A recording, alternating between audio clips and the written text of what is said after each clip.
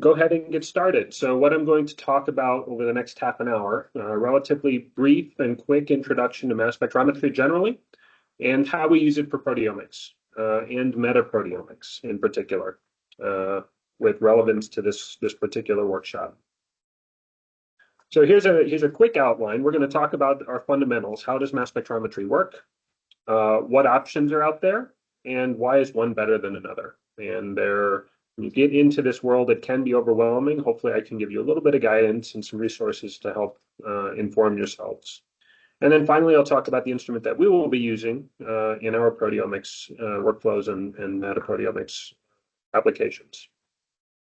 So very quick big picture overview of what mass spectrometry is. You can liken it to a coin sorter. This is a figure from the American Society for Mass Spectrometry. And take a jar of coins and you throw it into a coin sorter and it sorts them. It sorts them based on size and weight. And so this process is thereby enabling you to count coins. The first thing you do is separate them. And the next thing you do is say, how many do I have? That's exactly what a mass spectrometer is doing, but it's doing it on molecules. The concept is exactly the same, though. If you look at our figure here in the lower right, you can see we have them sorted left to right from lightest to heaviest, and we have a y-axis, which is giving us a count. A mass spectrum has exactly the same axes. We have a weight axis on the x-axis and an intensity or count axis on the y-axis.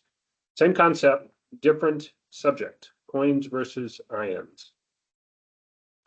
Now, mass spectrometers are composite instruments, and we're going to talk about them in their parts so that you can get an idea of how they work. So there's effectively 5 parts to a mass spectrometer: the inlet, the ionization source, a mass analyzer, which is what we generally think of as the mass spectrometer, a detector, and a data system. In theory, these components are somewhat modular. That is, you can mix and match different versions of these. In practice, you typically buy a system. You go to Thermo, or you go to Waters, or you go to Agilent, you say, I want a GCMS system. You buy all of these things in one component system. So in practice, while there is some modularity to them, oftentimes, unless you're building your own instruments, you're limited by what's commercially available. So now let's go a little bit through each of these blocks. An inlet serves as the introduction of molecules into the mass spectrometer. This is the way that we get our sample into the instrument. And sometimes this inlet also performs separation, a chromatography system, for example. A really important step now is to take those molecules that we're trying to introduce and turn them into ions. Without ionization, we can't measure molecules with mass spectrometry. This ionization can impart selectivity, which we'll talk a little bit more about later. Next is a mass analyzer. The function of the mass analyzer is to separate the ions by mass and measure the mass of that ion. So it's sort of 2 steps that are related to each other. We get separation in the process of measuring the masses.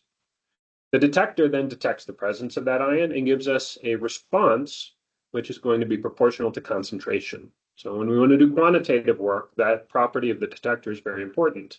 If there is more ions present, we want more signal. Otherwise, it's not quantitative.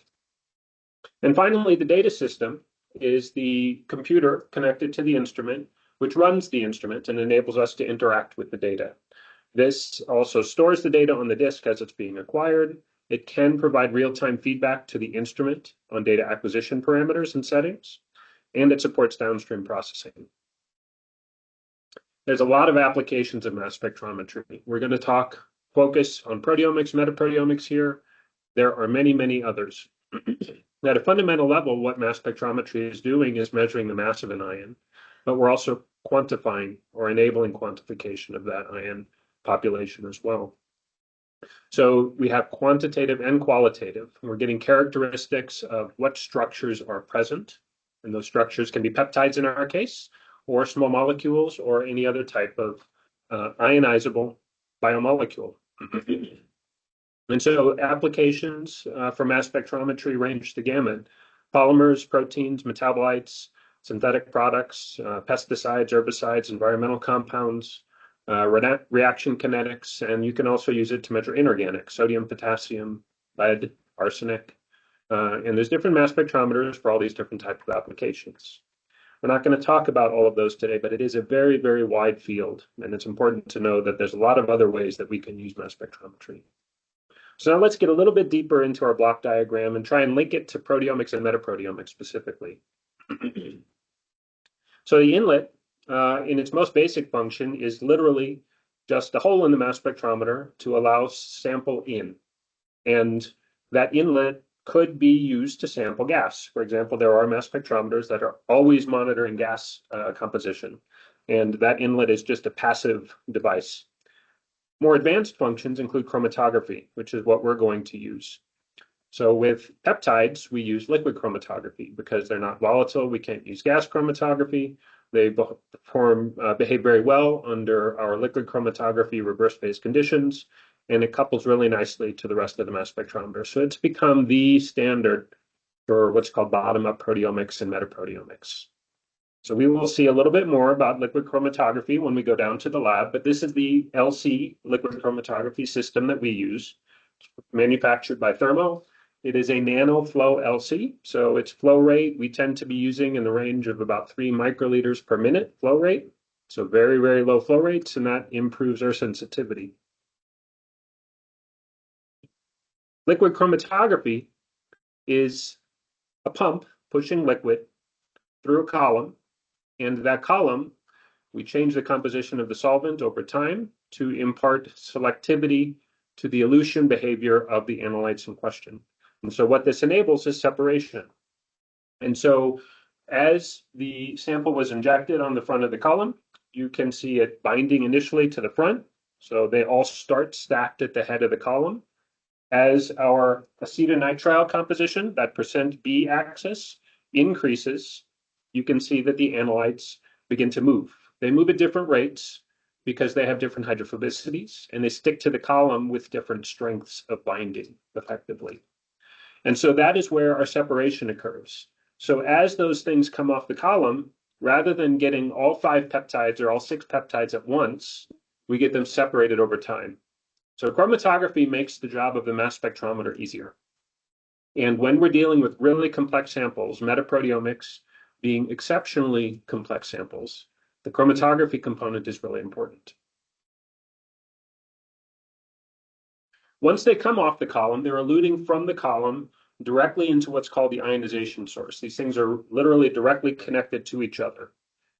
And so this ionization source is taking that liquid mobile phase and desolvating. We're trying to get rid of the small volatile solvents that we use and charge the peptides so that they have a positive generally charge that the mass spectrometer can then use that charge to push and pull them and manipulate them in the gas phase, in the air. And through that process, through that ionization process, the mass spectrometer has access to these molecules. Generally speaking, with the type of ionization that we're using, we're generating what are called M+H ions. They're protonated molecules. Sometimes it's M+2H, sometimes M+3H, but they're generally protonated is the term that we use for that. And ionization is critical. There's very, very few examples of any sort of mass spectrometry on neutrals. So if we can't ionize the molecule, we can't analyze the molecule. And so it's a really important step. The method that we use is called nanospray ionization. So we're using a nanoflow LC. So we use nanospray, which is a form of electrospray. And to tell you how important this is, John Fenn was one of the original developers of this, and it won him a Nobel Prize. Like, this is a really, really important development. When we think about mass spectrometry, it's not just the mass spectrometer itself, it's how do we get relevant samples into it. And ionization, electrospray, and nanospray have really enabled a lot of modern omics technologies. There's a lot of different types of ionization methods. I'm not going to go through them all. I just showed this figure down in the bottom left here to tell you that they have selectivity. The different ionization methods ionize different types of molecules. And the axes that you see on the bottom here are polar, from nonpolar on the left to very polar on the right, and molecular weight on the y-axis. And you can see, for example, ESI tends to be the more polar to extremely polar, moderate to extremely polar, whereas methods like electron impact tend to ionize more nonpolar molecules. So selectivity there. So we're coupling our liquid chromatography to mass spectrometry with nanospray ionization, which works really well for peptides, which tend to be relatively polar and can be moderately large. So you see that our peptides and small proteins fall into that big ESI category. And this is an image of the ionization source that we actually use. This is a thermal ionization source. The liquid chromatography column comes in from the left.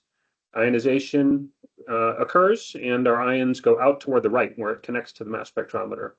This little image that you see here, this is a tip of a nanospray ionization source, where you see the plume formed. So voltage is applied to this tip, and as the solvent comes out, it is acidic, it is charged, it generates this fine mist, and in that mist you get evaporation of solvent, charge condensation, and charge transfer to your analytes.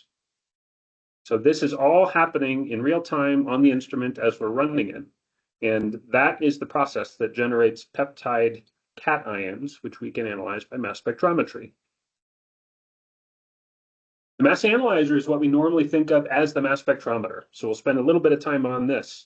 Really what we're measuring with mass spectrometry, this is an important consideration when we're thinking about peptides. It's not mass directly, it's mass to charge ratio, which we call M over Z. Mass is M, Z is charge. And it's important to consider the Z in the peptide case because typically they are multiply charged, charge state of 2 or 3. And so a molecular weight peptide of 2000, if it's doubly charged, we see it as about 1000. And so we can infer the charge because we have a good mass spectrometer, and we'll talk a little bit about that later. We can also use the mass analyzer to filter by mass to charge ratio. And so different types of mass spectrometer, a quadrupole or an ion trap, we can actually use that mass spectrometer to isolate our ions of interest and throw away all the others. So it's not just a measurement device, it's also a separation device, a filtering device. There's a lot of types of mass spectrometers out there. Some of the older ones include magnetic sector. You won't see that often. Quadrupole, time of flight, ion trap, Orbitrap, FTICR, and very importantly, we have hybrid instruments. Hybrid instruments, we actually put more than one mass analyzer together into the same box so that we can do special things with it. And so the hybrid instrument that we are using in the lab for proteomics and metaproteomics is the last one there, a quadrupole, ion trap, Orbitrap. And it's branded a tribrid instrument. And we will spend a little bit of time on the last slide here and then some time in the lab going through what that actually looks like and how we use it. But keep in mind that our mass spectrometer is actually 3 mass spectrometers in one. Now, all of these different instruments have different performance characteristics, and this is the reason there are so many different platforms out there. So a quadrupole can be pretty fast, but can be really sensitive through the selectivity that it imparts. It's a mass filter. An important property of mass spectrometers that you will see when you go and look into the literature is resolution. And the resolution, I've tried to illustrate in the figure to the right over there. If we have resolution specs of about 500, which is what we typically would see on a quadrupole, and we look at, in this case, this is a model isotope pattern for caffeine, protonated caffeine. Molecular weight is 195.088. And you can see in the upper left quadrant here, we have separation of the M0 isotope, and this one is if there's one carbon-13 in the molecule, we'll see this peak, the second peak. And we see them resolved, but just barely. If we increase our resolution to 5,000, you can see you get very, very good separation of those two isotope peaks. And the higher the resolution, 50,000, 500, the more resolution you get. You can't see the difference between these two, but if we zoom in there, you can see that even at 500,000, this looks like a stick. It's so close. And so resolution is a property of what's the measured distribution of mass when you have a specific mass. And really, the formal definition is how much ability do you have to separate two molecules of similar mass. The more resolution, the more separation capacity you have. And so a quadrupole doesn't offer a lot of resolution in the mass dimension, but it can offer you a lot of sensitivity. A time of flight gives you pretty good resolution, but an Orbitrap gives you quite a bit better resolution. With these different performance characteristics come different price tags. And so we have a collection of instruments in the lab, and we use them in different ways, and they all cost different things. And the reason is because they all have strengths and they all have weaknesses. And so we try to find the right instrument for the application. The instrument that we use for proteomics is the Orbitrap. It's been the default for a long time. There are applications more recently using time of flights very successfully, but Orbitrap is still one of the dominant instruments for proteomics applications. The detector is a component of the instrument you rarely hear about. If you're reading a paper on proteomics, you won't see much discussion of the detectors. Doesn't mean they're not important, but that is particularly an issue where you buy the detector with the instrument, and there's really not much choice there. The manufacturers put this instrument together. The function of the detector is to detect the ions. And the quality of the detector can impact your mass resolution, can impact your sensitivity, and can impact your dynamic range. And dynamic range is a property of the instrument to say how much concentration difference can you measure while your response is still linear. If you increase the concentration 100,000 fold from your limit of detection, you're going to start saturating your detector. That is, when you increase the concentration that much, the detector no longer increases its signal output. That's the point it becomes nonlinear. And that nonlinearity is where we cut off our dynamic range. So typically you can get anywhere from, say, 3 to 6 orders of dynamic range, depending on the detector. There's a lot of options out there. We're not going to talk too much about them. What I will point out is that an Orbitrap is an indirect detector. It operates by actually spinning the ions around in this little trap and measuring what's called ion current developed from it, and then going through a mathematical transformation, a Fourier transform, to measure mass from that. So that's a relatively unique detector. The data system is another critical component where you have almost no say over it. You buy an instrument, it comes with software to run that instrument. I can't think of any single example where you can go buy a third-party software to control a major manufacturer's instrument. And so when you're buying an instrument, you're buying the software with it. This enables instrument control, and there's a lot of moving parts with mass spectrometers, a lot of things that you can control, and the instrument vendors know those things the best. And so third parties rarely try to develop control methods for other vendors' instruments. It can also provide real-time processing and feedback, and we'll get an example of that, and obviously storing data. So we have a hard drive, we write data to it so that we can do other things with it. So generally, you don't have too much as far as options. Now, every once in a while, a vendor will have 2 programs that can run the same instrument. You can pick one or the other, but that's relatively uncommon. There's sort of 2 categories of data acquisition, a fixed data acquisition and a dynamic. And a fixed, we would tell the instrument, every scan for this duration of time, do this list of things. We don't give the instrument any flexibility on how it acquires data. We know exactly what we want it to do. Proteomics has long been built on this concept of dynamic acquisition. And we use this often in proteomics experiments in something called data-dependent MSMS. We'll go through what that specifically means in a little bit. But basically, the instrument software is able to take data from the instrument, analyze that data, and then direct the next set of experiments that the mass spectrometer is going to do based on the data it saw. So it's responsive to your sample in a way that makes it a pretty powerful option for some applications. Here's a little bit of extra content. Ion mobility. It's not exactly mass spectrometry. It's not chromatography. This is a relatively newer development in the mass spectrometry world where people have started utilizing this technology called ion mobility to enable additional separations. So separation in this case is in the gas phase. So after ionization has occurred, we have this ion mobility component. Generally, it's a relatively low resolving power separation, but one reason people are really excited about it is because it has the potential to separate isomers. So if you have 2 peptides of the same amino acid composition, but the sequence of the amino acids is different, Maybe you can separate them by liquid chromatography over a time scale of minutes. Ion mobility may be able to separate them over the time scale of milliseconds. And so a lot of people are really excited by ion mobility's potential in characterizing, particularly for isomers. One output of this is what's called collisional cross-sectional area in some types of mobility, where it can sort of be a property of the ion that roughly describes the volume of that ion. There's a lot of types of ion mobility. The one that we will be using sometimes in our proteomics instrument, our thermal Orbitrap instrument, is called FAMES, Field Asymmetric Ion Mobility Mass Spectrometry. And that one is down here on the lower left. This is actually not exactly what it looks like, but this is a general concept where you have a path that an ion can travel through, those two plates in this case, but it only travels when the conditions are right.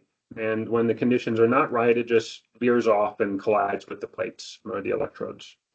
And so this is a way to offer an additional element of separation. And it is used aims on particularly complex samples. And we have found that we can replicate that really well in the lab when we have samples of high complexity. FAMES can offer us more protein identifications.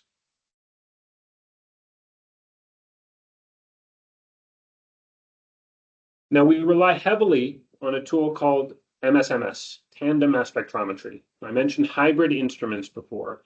A hybrid instrument enables you to do a mass spectrometry experiment and then do a second mass spectrometry experiment. And the way that this is often used is to isolate an ion, that is the precursor ion, or the intact peptide by its mass to charge ratio.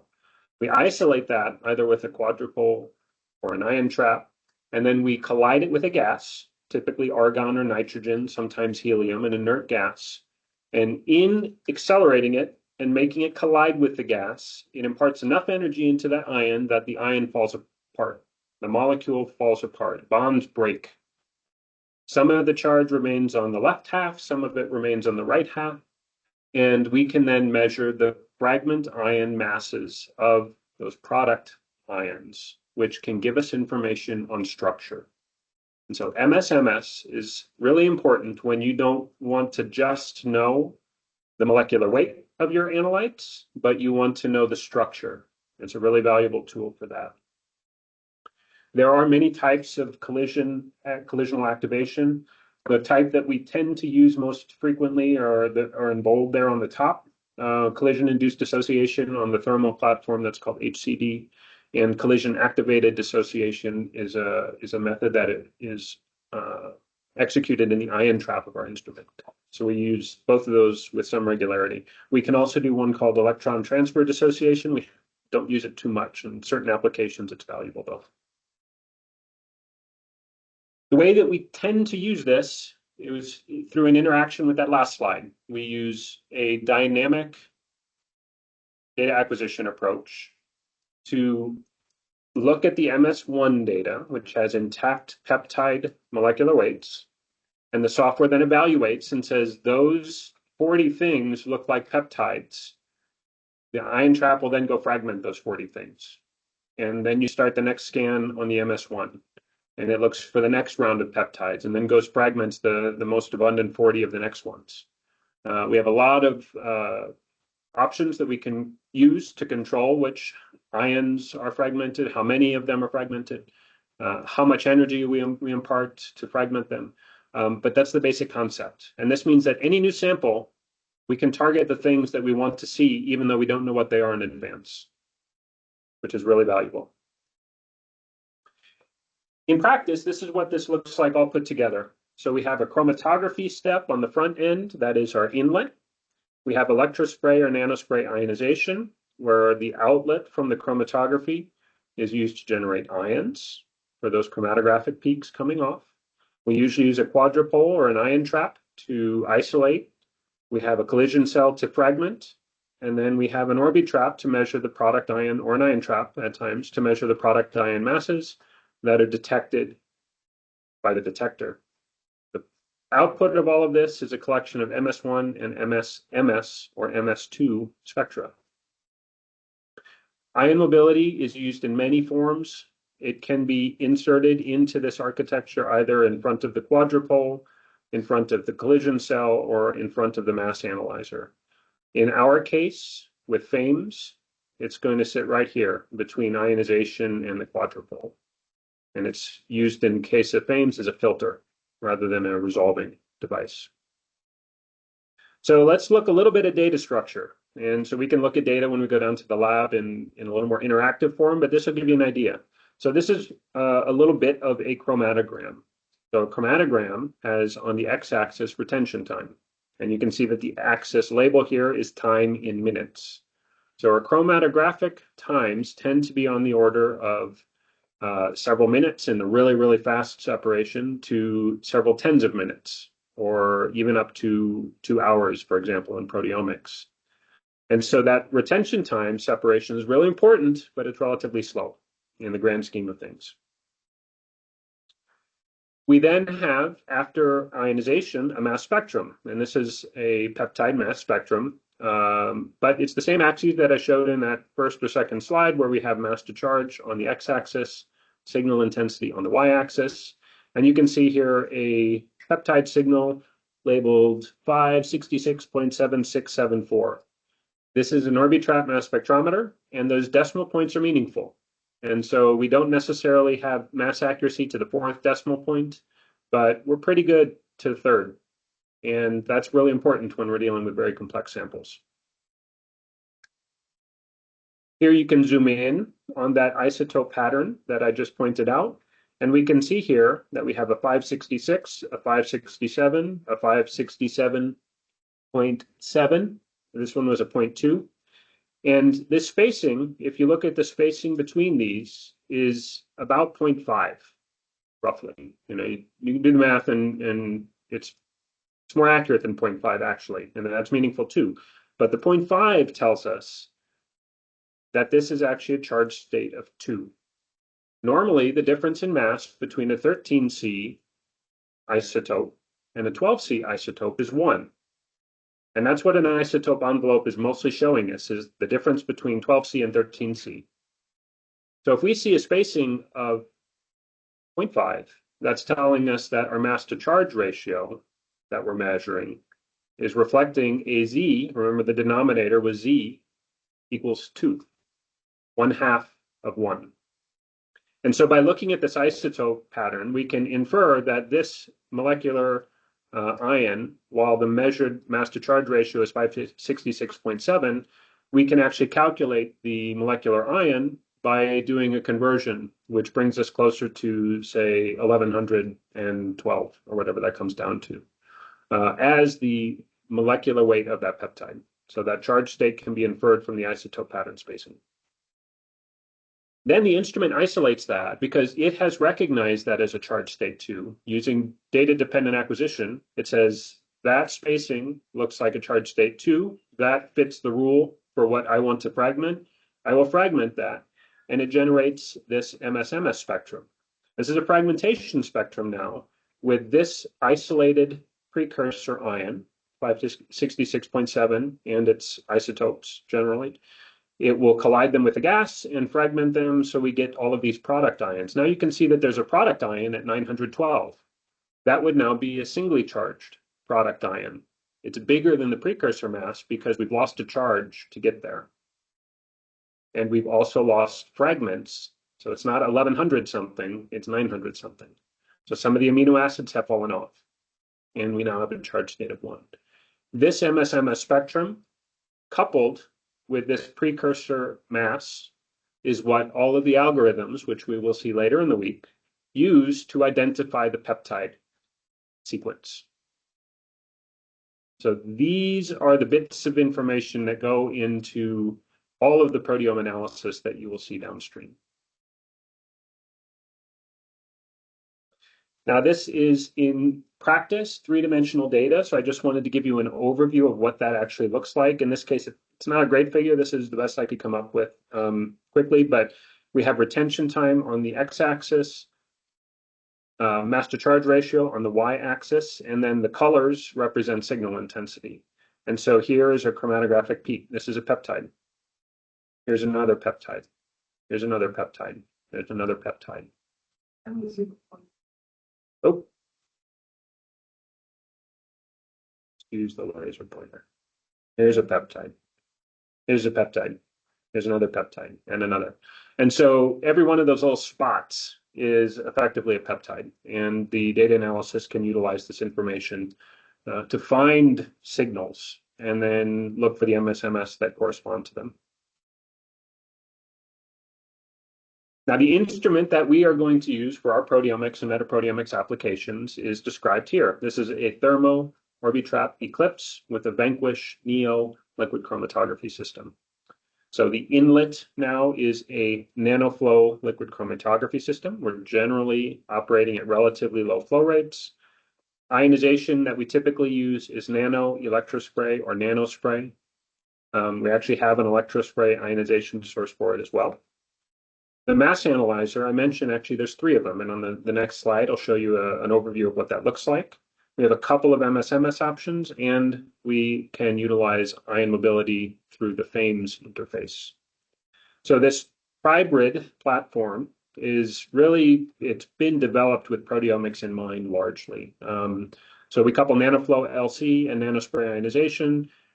We get a lot of mass resolution up to about 500,000, which is really, really good. 5 to 10-fold higher than pretty much any time of flight will generally offer. And it was an NSF-funded instrument for which we're quite grateful. So we'll go down to the lab shortly, but before we go down there, I wanted to show you an overview of what this looks like on the inside.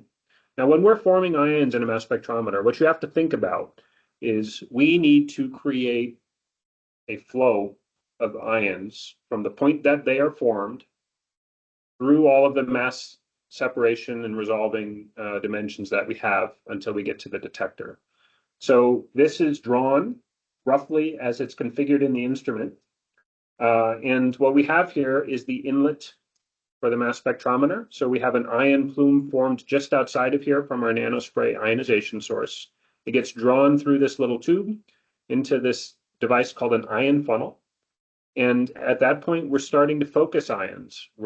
They're moving in this sort of up in the slide through this ion funnel, and we're starting to form them into a tighter ion beam.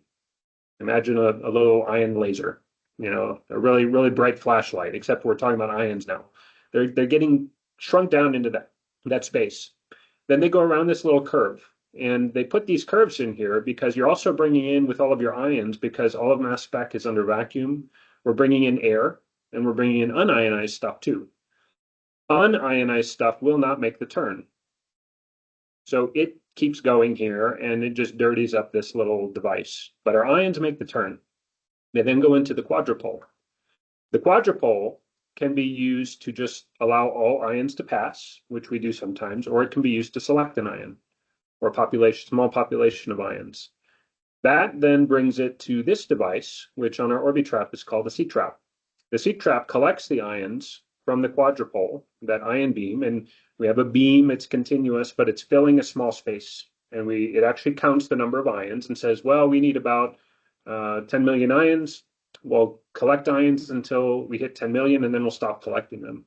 Once they're in the C-trap, it can either direct them to the Orbitrap, which is this device right here, or we can measure with high mass resolving power, up to 500,000. We routinely use anywhere from 100 to 200,000 resolving power. Or it can direct them to this ion trap, where we can collect MSMS spectra really, really fast on the rate of, say, 100 a second, 50 to 100 a second at the upper end. So we can collect a lot of MSMS spectra. And these two things, the ion trap over on the right and the Orbitrap over in front of the C-trap, they can be collecting mass spectra at the same time because they each have their own detector. And so this is why it's been really, really widely adopted in proteomics. The more MSMS spectra you have, the more peptides you can identify. The more MSMS spectra you can collect, therefore, in a given amount of time, the deeper your proteome coverage. And this is how you get into the 5, 6, 7,000 protein identifications from complex protein extracts. So quick summary. before we head down to the lab. Mass spec is really a collection of approaches. So we're going to look at one instrument. There are others. We have a lot others in the lab, and we can certainly talk more about those at a later time. But they're all designed to measure mass and are resolved by mass. They're semi-modular, so you can do a little bit of mixing and matching of GC versus LC, electrospray versus nanospray, different types of mass spectrometers and hybrid configuration, but you generally buy a package. They have a very wide application space. We're focused on proteomics and metaproteomics today. Don't hesitate to reach out if you have mass spec questions. We do have other mass specs for other applications, and I did want to list some other resources here. If you are interested in more in mass spectrometry, ASMS, the American Society for Mass Spectrometry, is a great resource. I encourage you to become a member. There's a lot of tutorial lectures on there. Great conference every year. We do have a local mass spec society, which a little slow getting active out of COVID, but we try to meet a couple of times a year somewhere along the Front Range to talk about biological mass spectrometry applications. We do have a seminar series in ARC. NACS also has some resources. So there's a lot of information out there to take in, but there's also a lot of good information and a lot of reliable resources for educating yourself on this. And with that, I'd take a couple of questions before we head down. Yes. But when you are acquiring MS and MSMS, which is the time limiting factor, MS or MS? So the question was, what's your limiting factor with respect to time when you're doing proteomics, MS, and MSMS? And the answer is a little bit of a hybrid. So MS1 scan takes longer than does an MSMS scan. But the longer the time you spend, the more resolution you get. And so with the Orbitrap mass spectrometer, that's a property of it. So if you spend 200 milliseconds, you might get 100,000 resolution. If you spend a half a second, you might get 250,000 resolution. And sometimes that's important. But the MSMS then is how many MSMS can you get during the MS1 scan? You generally want to keep it so that you aren't spending more time on your MSMS than you are on your MS1. You can. It's a judgment call, but the MS1 is probably an order of magnitude or more slower than the MS2. So it's sort of a shifting answer. It's not an easy answer to say which is limiting. It depends on which application is, but you can't identify a protein unless you have a good MS-MS spectrum. How about in practice? In practice, we're usually collecting 40 MS2 per MS1, is that right? In a DDA mode. And that is usually enough to get us 200,000 resolution, and that's enough. Now, if you can collect faster MS2 and you still have precursors to measure, then it's worth collecting more MS2. But it depends on the complexity of your sample. So if the sample is not very complex, you don't need a lot of MS2 scans to sample all the peptide precursor masses. If it's an extremely complex spectra, you need more. And one of the reasons that we use FAMES for really complex samples is because it enables you to collect better MS2 spectra faster than if you didn't use it. Does it mean when you run the single species sample or the metaproteomics, you may want to use different? Yes. The question was, do you change your data acquisition approach based on the complexity of the sample? And the answer is yes. FAMES is very valuable when you have a lot of sample complexity, and it can actually be a detriment if you don't. So sometimes you don't want to use it. So a lot of times for a single species, we won't use it. If we know that we've got a very complex metaproteome sample, we will. Yeah. Any other questions? Question. The Harv says, is there any cost difference between EDA and DIA? So when we're in a core facility, the way that we charge is based on instrument time. And so I'll start with that. So the cost difference for DIA and DDA, if it's a 1 hour method, is the same. Now, what changes is two things. One, your data processing has to be different. And so in some ways, DIA is a more complex data processing than DDA. We didn't talk too much about DIA, but to define it for the audience, DIA is data independent acquisition. Generally, what you're doing there is you're selecting a wider range of masses and you're fragmenting many precursors at once. And so your data acquisition has the potential to be faster because you're predefining all of the mass windows that you want to sample. And so generally speaking, you can run DIA, data independent, slow, or you can try to run it faster. And so there's the potential when you're using DIA methods to run the same sample in less time. And so in that context, it can be cheaper with DIA, but there's a trade-off with it, where if you run too fast, you start losing protein identifications. So there have been applications more recently where they run really fast chromatography and can still get a fair number of protein identifications, but it really depends on how fast your MSMS is. And this is an area where on our instrument, which is an Orbitrap, the Orbitrap is relatively slow when you need high mass resolution, whereas the time of flight is relatively fast and it maintains its mass resolution with that speed. And so some of the more higher throughput applications are actually done on time of flight instruments more recently with DIA acquisition. And so it's can be cheaper with DIA, but it's not necessarily guaranteed. Depends on the application. Okay. We will pause there. I will say goodbye to our online contingent, and we will head down to the lab to actually look at the instrument for a bit. Thanks all.